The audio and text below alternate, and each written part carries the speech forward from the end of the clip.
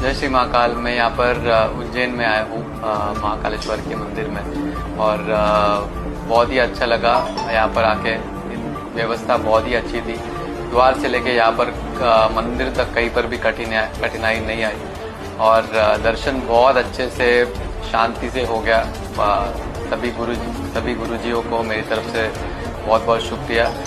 बहुत ही अच्छा व्यवस्था है, और मैं ज़रूर वापस आना चाहूँगा यहाँ पर। आपको कैसा अनुभव हुआ? बहुत अच्छा अनुभव था। जैसा मैंने कहा, बहुत ही शांति से दर्शन हुआ। बहुत बार ऐसे होता है कि वो उतना समय नहीं मिलता है, उतनी शांति नहीं मिलती है, पर यहाँ पर बहुत ही अच्छा व्यवस्था था। कहीं पर भी कुछ भी कठिनाई नहीं आई, और जैसा मैंने बोला वैसे बहुत ही शांति से और सुख से दर्शन किया।